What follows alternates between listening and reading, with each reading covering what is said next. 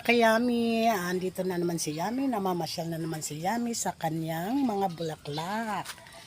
Ay, hala, natanggal yung bulaklak kasi ano na kasi siya. Di pa siya bumubuka guys, pero pag bumuka ito, naku, ang ganda nito, grabe. Ito naman yung ano, no? Sa mga halaman lang guys, masaya na ako. Kasi ito, mayroon akong pink. Mayroon akong lavender. Wow. Mayroon akong kandila-kandila. Ayan guys. Yan, di ba?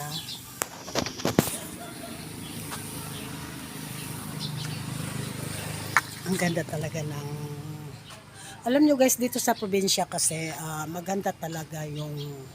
Maganda. Bukod sa maganda ang klima, walang pollution dito. Makarinig ka lang ng ingay dito, yung mga tunog ng mga tricycle, mga motor. Kasi tabing kalsada si Yami. Kaya lang, sanayan na lang guys kasi no choice eh. Pero at least tahimik ang probinsya, tahimik. May marites man, pero huwag napansinin ang mga marites. Buhay nila yan. Go lang sa buhay probinsya. Kasi ang nakakaganda sa probinsya kasi guys, masarap yung, di naman masarap yung gulay, sariwa talaga, fresh siya. Tapos alam mo kung saan mo kinukuha yung gulay, saan mo binibili. Kasi, kung sa ano kasi guys, kung bibili ka kasi sa palengke guys, hindi mo sure kung saan kinuha yon.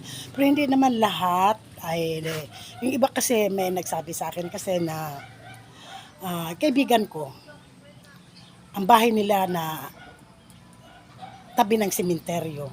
Ang sabi niya sa akin, nagtitinda daw siya ng talbos ng kamote, mga talbos-talbos sa palengke. Abay, natakot na tuloy ako bumili sa palengke. Baka yung aking nabibiling talbos o mga kangkong, mga talbos ng kamote, mga kadyang, mga dahon-dahon na yan. Baka mamaya galing sa sementeryo. Oh my God. Sis, ang taba-taba noon. Ang taba-taba noon. Di, naku, wag na lang. Okay, sige guys. Maraming salamat. Have a good day. Love you.